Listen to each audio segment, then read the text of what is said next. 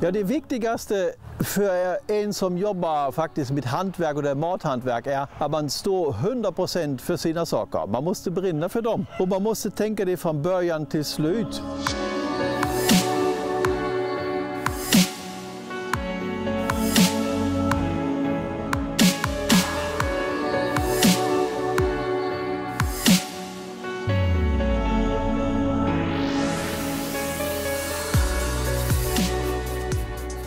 Sammanlagt är vi 13 bönder som koopererar med varandra.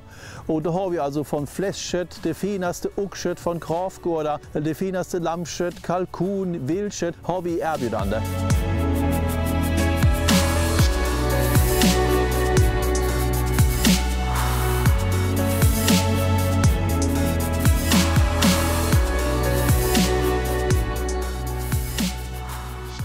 Kreativitet är en av de viktigaste sakerna och kunskap. Vi har bara de naturliga ingredienser som man har alltid använt flera hundra år tillbaka. Och det är kött, och det är salt, och det är kryddor, och det är kärlek och tålamod. C'est un beau roman, c'est une belle histoire.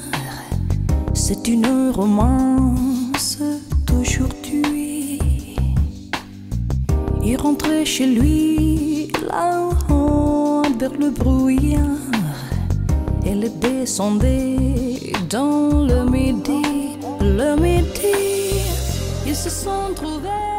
Nästan varje år kommer nya recept komma fram. Till exempel 3 år tillbaka hade vi en chili chokladkorv ihop med Carl-Jan Granqvist. I år har vi en ramslökskorv, för ramslök är riktigt hippo i Sverige. Och det gäller också att ha en stor utbud. Alla hantverksföretag är faktiskt definierade att de har mångfald. En stort utbud av olika produkter, inte massor av en produkt, bara att man har många flera olika produkter. Och vi har så många trevliga, goda medarbetare som har sina egna idéer.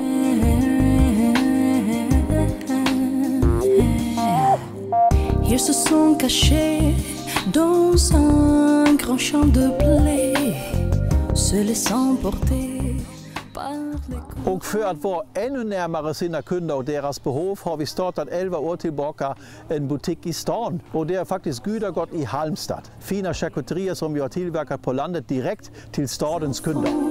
Deux enfants qui se trouvaient en bord du chemin sur l'autoroute des vacances.